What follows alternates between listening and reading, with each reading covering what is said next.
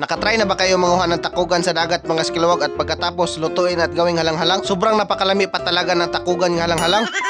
So what's up mga skilawag, ngayong araw na to ay lulusob naman tayo ng dagat at mangunguha tayo ng takugan. Sobrang napakanindot pa talaga ng panahon at saktong-sakto na talaga kasi hindi na madagko ang baud. At dito hinuat-huat muna namin sila si Tasan kasi sobrang napakapalangay talaga maglakaw. At ito na, lulusad na kami. Nagkaukaw pa talaga si Tasan na para pang senyorita, para talagang amaw. Sobrang napakanindot pa talaga ng baybay dito. At dito hindi na kami nagpalangay-langay pa at linusob na namin ang mga pangpang. At dito nakakita si Dodong ng iba na nilalang na kinason. Kinuha na dayon niya at hindi na niya pinatawad-tawad pa. At dito si Tasan sobrang daghan na nakita niya na takugan at binutang niya sa sudlanan. Sobrang napakadaghan talaga ng takugan dito sa daplin sa baybay. At dito nakakita din si Tasan ng ibang nilalang na kinason. At ito ay tinatawag nila na lapas. Hindi na natin yan pasayluin at dadalhin na natin yan at iitsa natin yan sa sudlanan. At sa oras na to nakakita si Tatang ng sobrang napakadaghan talaga ng takugan. Nagpundok-pundok pa talaga sila at hindi na niya pinadugay-dugay pa at nilugit na niya. Maghupo-hupo nga lang talaga sa pangpang nito para makakita ka ng takugan. Napakadaghan pa talaga ng takugan dito. Sobrang napakalami pa talaga nito halang-halangon. Napakadali lang talaga nito kuhain. Hindi ka talaga mahirapan sa kalisod ug pangitan ito. Mamilit lang talaga ito sa mga pangpang. Sigahin mo lang talaga ang iyong mata para lang kasing umuuyon ito sa bato. Sobrang napakadali lang talaga ito tigumon. At dito nakakita na naman si Tatang ng takugan. Nilugit na niya at hindi na niya patagal-tagalin pa. Sobrang napaka-fighter pa talaga nila manguha. At yung hindi nyo pa ito nasuwayan, punta na kayo ng dagat at manlugit kayo ng takugan. At sa mga oras na to, sobrang napakadaghan na talaga ang aming nalugit. At nagkardo-kardo pa talaga si Skiluwag at naglayat-layat pa sa dagat. Ito na ang aming tanan nakuha. Sobrang napakasakto na talaga ito lang halangin.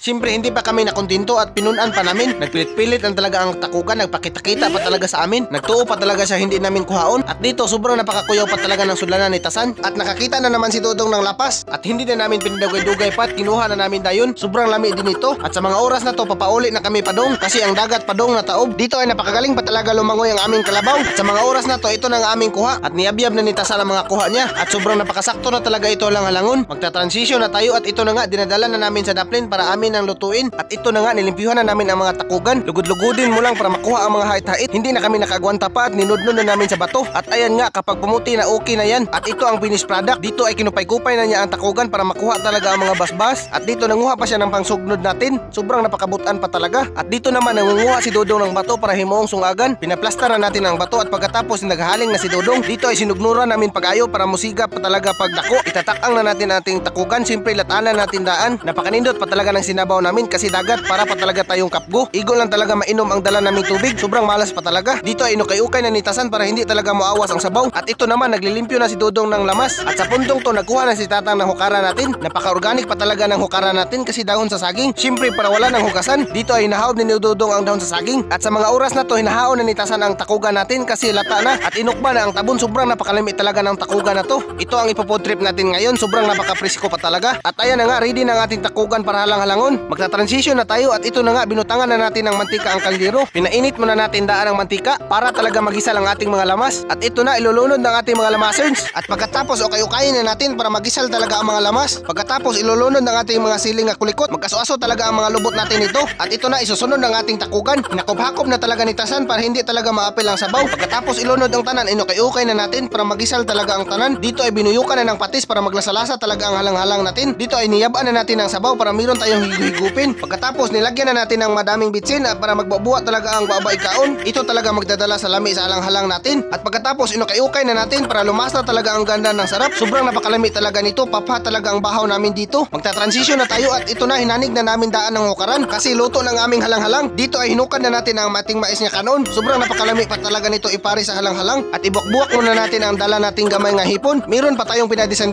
niya gamay nga mangga. At ito na ang main event natin. Sobrang napakalami talaga ng halang-halang na takugan. Hinukad na ni Tasan at binutang-butang na niya sa daplin. Iwan ko lang talaga kung hindi lang ba ito ipanghilamos ron. At binuyukan pa niya ng mga sabaw-sabaw. Makapanlado ka talaga sa kalami nito. Iwan ko talaga kung mayroon pa bang mahabili nito. Sa mga hindi pa nakatilaw nito, panlugit na kayo ng takugan at gawin yung halang-halang. Sobrang napakalami talaga. Sobrang nagkagulihan nga talaga kasi gutom na gutom na. Ito na, mga ngao na kami. Kahit na. Ibang gabi.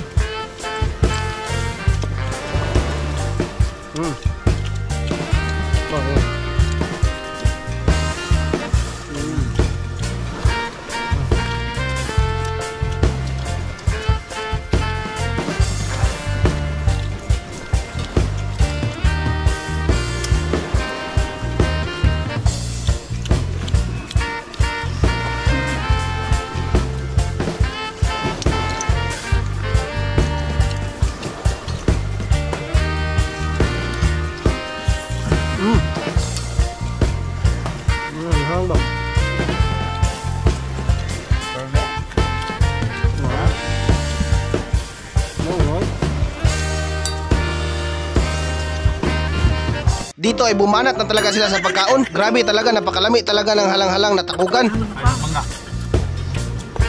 Yun na.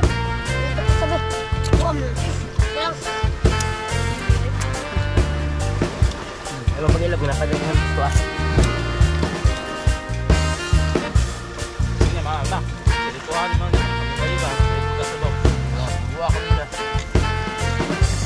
Hawak ikaw yan eh.